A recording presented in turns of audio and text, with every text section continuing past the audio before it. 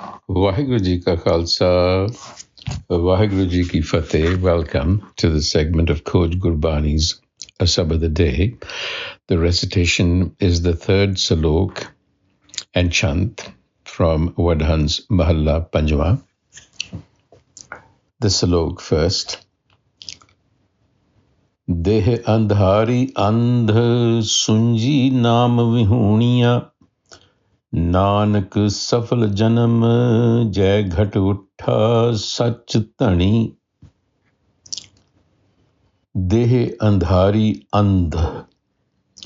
Now the dehe is the psychic body, which also contains the body dimension. We've spoken about the Indian view of the body as not simply the surface physical structure, but there is also other dimensions to it, which are psychic in nature. That, taken in its totality, is called a dehe.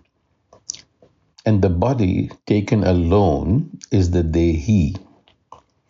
So here the Guru is speaking about the totality of our psychic structure.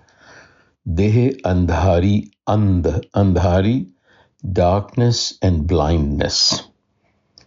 So, if you recall in the previous salok and chant, the Guru was emphasizing that it is not the physical ears or the physical eyes that can perceive the self, the essence,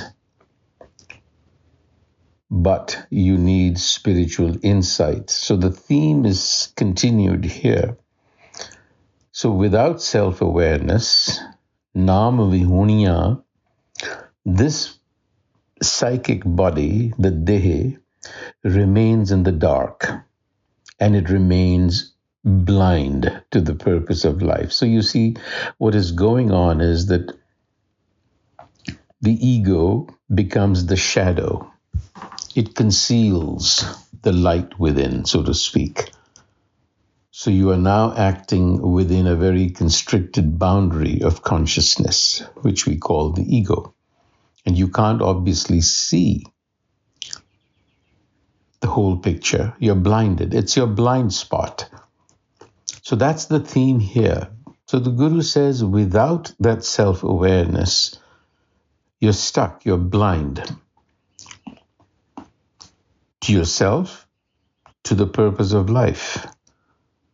And then in the second line of the salok, he says, Nanak Safal Janam, a successful life, an accomplished life, a fruitful life occurs only, J, Ghat Vutta, if within the heart, Ghat here refers to the core of your being, if within your heart, Sach-tani, Vutta Sach-tani, if the self is perceived and realized within the self. That is the beginning of a successful life. So spiritual blindness robs us from achieving a successful, productive, accomplished life. It's quite simple. And then the chant expands on this. If you remember, the Guru first describes our state of mind, which is blindness or lack of awareness of one's true nature, of being robotic in our living, of just being driven mechanically. We live mechanical lives. There is no creativity, and that is what we are trying to tap into.